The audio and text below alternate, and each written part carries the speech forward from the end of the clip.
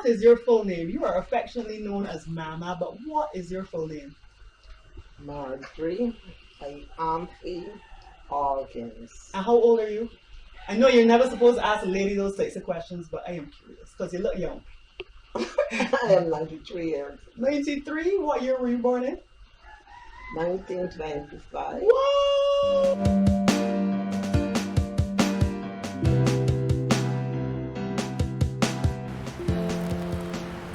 We usually assume that we will outlive our grandparents, and when they do pass, we expect it would be after a long life or a protracted illness.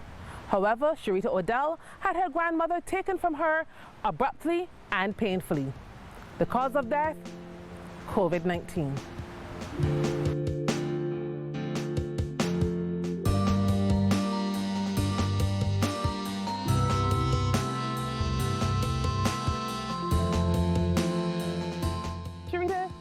How did you feel when you first realized that your grandmother would have contracted COVID-19? Oh, it was an awful feeling because you knew that seniors would have had the hardest time with this disease. Mm-hmm. And especially since she had lived such a full life up until that point, I felt like she was unfared. You know, that I felt of all the things to happen now at 95 years old. So I would say, you know, it was a harsh blow, but you kept still hoping for the best because you knew that she was a strong individual.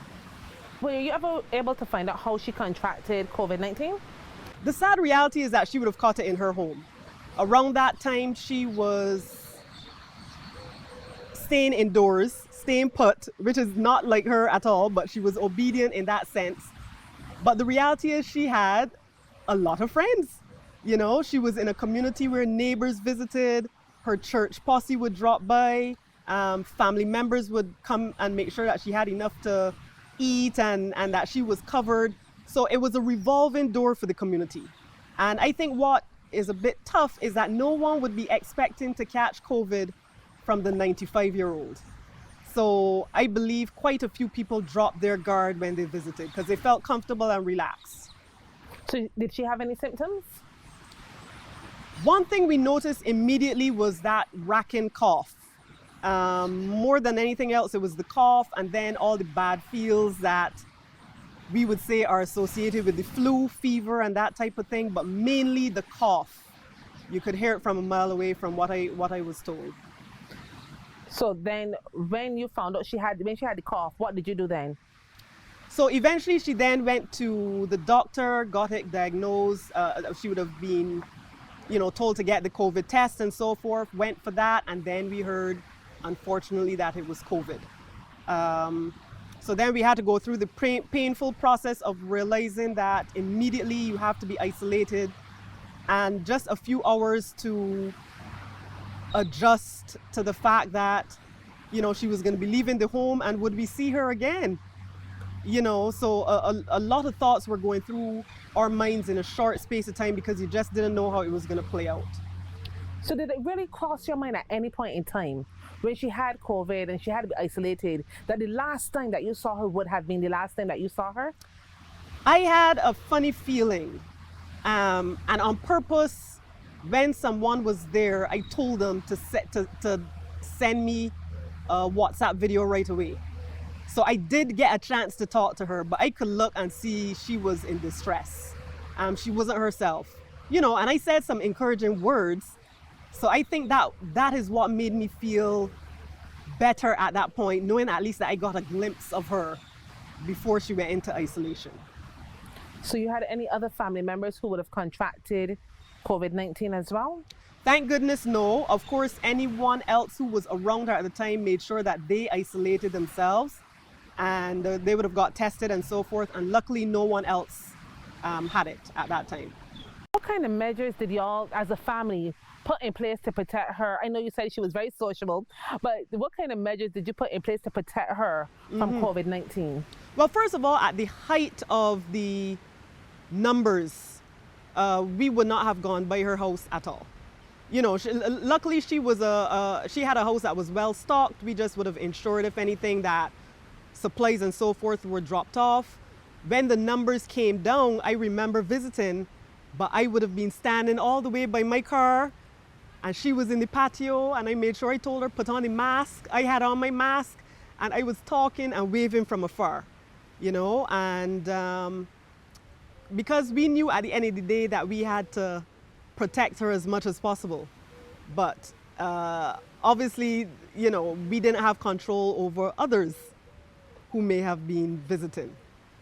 So was she vaccinated though? Not at the time. I think the height of the vaccination program only reached us probably around the time that she passed or just after. It was not, I don't believe it was, I can't recall exactly, but it would not have been popularly promoted at the time. She would have passed away around February 4th. So I think we were now just becoming familiar with the concept of vaccination and so forth. I can't recall if the vaccines were already on island at that time or not, but unfortunately she was not vaccinated.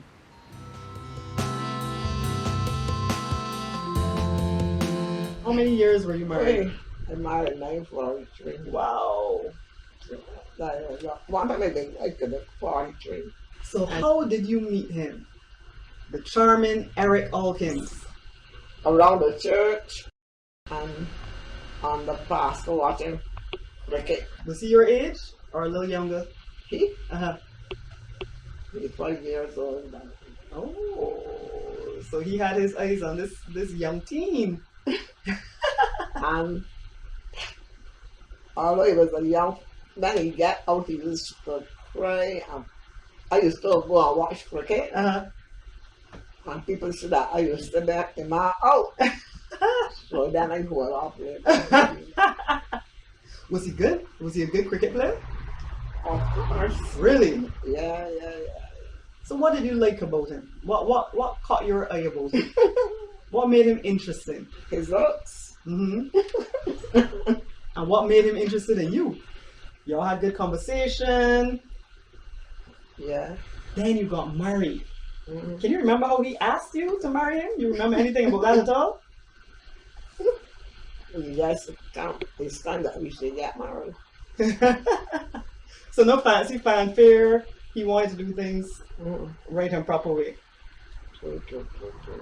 Can you remember anything about the wedding day at all? Were you nervous?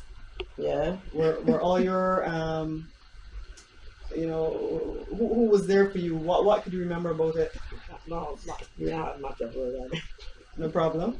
But at the end of the day, that's how you started your journey together. Yeah. What would you say was the hardest part of her illness or her death?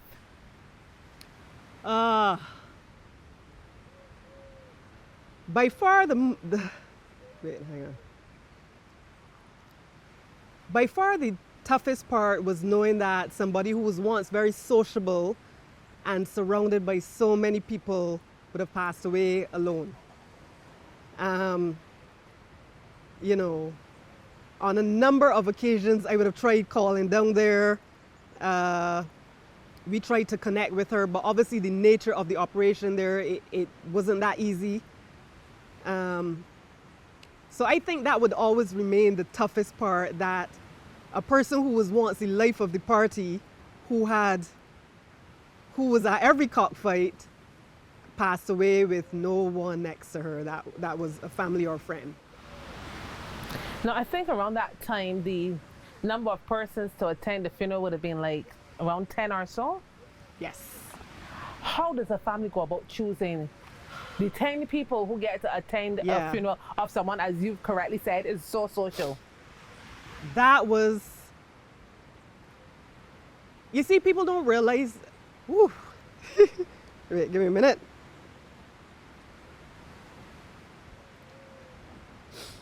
People don't realize that when someone passes from COVID, there's so many other repercussions that you're not prepared for. Things like even the nature of the funeral. You know, we are used to a nice turnout, as we would say. We are used to caskets and the whole process of putting a funeral together. But around that time, there were strict measures as to how you could be buried. And we were then notified that cremation had to be carried out. That was something that we were not familiar with. So then there was the added trauma of dealing with that. You know, wondering to yourself, would she have wanted this? But even if you knew that she didn't, nothing that you could do.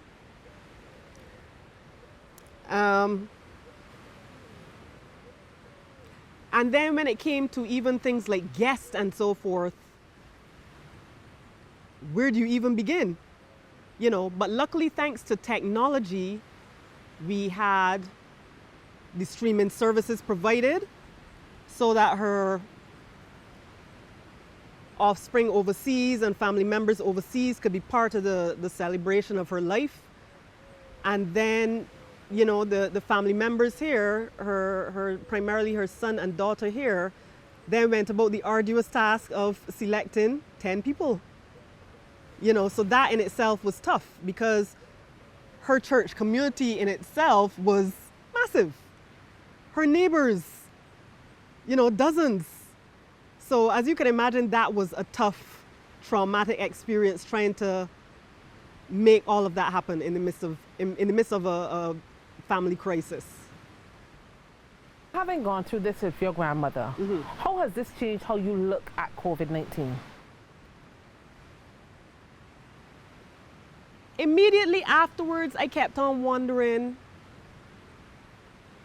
could the vaccine have helped her at least a little bit? Yes, granted, she was 95. She was sprightly and so forth, but you know, we know that at 95 that you would probably have some health challenges and so forth. But could the vaccine have helped her die on her own terms, so to speak? You know, with die of old age, with us by her bedside, that type of thing, you wonder if that could have been different. What kind of grandmother was she? Oh! Was she a granny, a mama, or a strict disciplinarian? She was a granny of the people. She was that, wow, she was that grandmother that I enjoyed being around because we had discussions, we had talks. If I had any ideas about something that I wanted to do, I could bounce it off of her, and she would come out and say, she wasn't old-fashioned in the sense that things that some grannies might shut down in terms of ideas or visions that you have of wanting to do something, she would be like, okay, well, go for it. I'll pray for you. She was sociable and social. If we had any family gatherings, she was up in it. You know, she was in the mix. She was a lady who could, at 95 years old, just put on her little readers and happily read the newspapers without issue. You know, she was a happy soul who had lived her life to the fullest, definitely. So that was, she was like what a grandmother is supposed to be. You know, luckily I never felt her wrath. That was probably for the children. But as one of the honored grandchildren, you know, we were treated with love. She was, one thing I have to say about Mama, she could throw down an entire luncheon for a minimum of 10 people in, I don't know, 2 hours. You would just show up, 90 something years old or not, and there would be coleslaw, there would be pickled cucumber, rice and peas, baked chicken, and the list went on all by herself. And when you showed up at lunchtime, she was sitting down waiting for you, not fiddling in the kitchen trying to finish off anything. So that's what I definitely remember about her. So she passed on those skills to you as well? She definitely passed on the social skills and the chattiness for sure. And I know my mother certainly inherited all the culinary skills. Tell me about your grandmother in her younger days. What did she do to support her family? She would have been involved in domestic work. She would have been involved in some aspects of alterations and seamstress type work and so forth. She was with a company for quite some time in their ancillary department.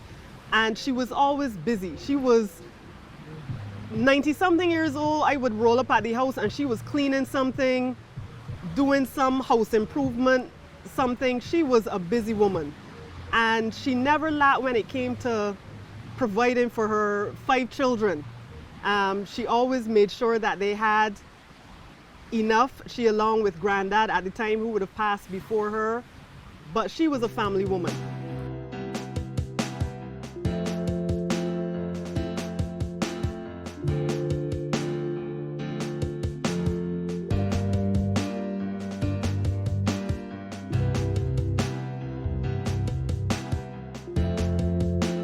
Did you always want a big family? Yeah. Or you didn't think of all that? I didn't mind a big family. Good. I had 5, so that's not bad. Wow. How many children did you have? 5, 4 boys and 1 girl. Wow. Who was easier to handle, the boys or the one girl? Boy, it was the easiest one. Must be the boys. So let me hear their names. Who was the oldest? Eric, Followed by, who came after Eric? Bensley, Everton, Joan, Peter. What would your message be to those persons who say that COVID isn't real or who refuse to take the vaccine? The reality is this. I initially thought, COVID is just the flu. Just strengthen your immune system.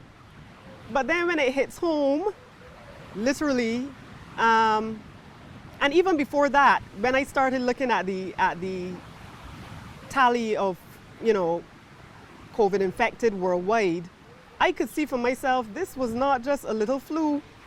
This was serious. The reality is you have to make decisions for yourself.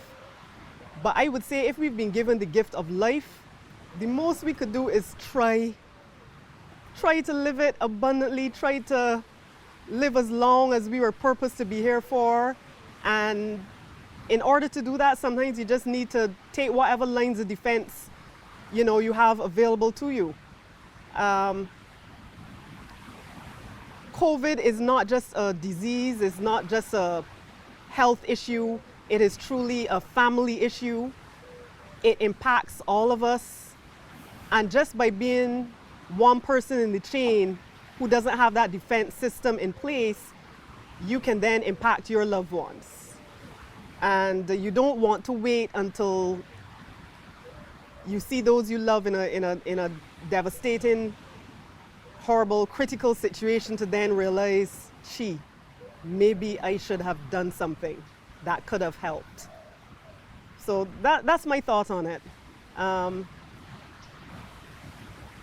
The vaccines, of course, there's always some unknown element to everything. That's just the reality. But my phrase would just be, try for yourself, try for your family, and give yourself the best chance of survival you possibly can. Losing a loved one is always hard, especially when that death could have been avoided. COVID-19 vaccines don't guarantee that you won't get sick, but like wearing a mask or proper hand hygiene, it simply offers another layer of protection.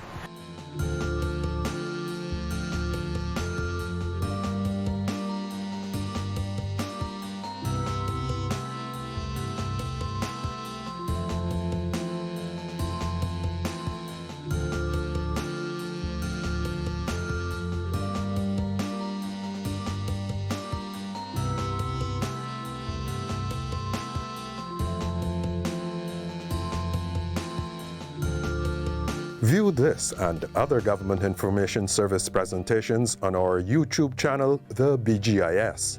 You can also like and follow us on Facebook, Instagram, and Twitter at our handle @GIS Barbados.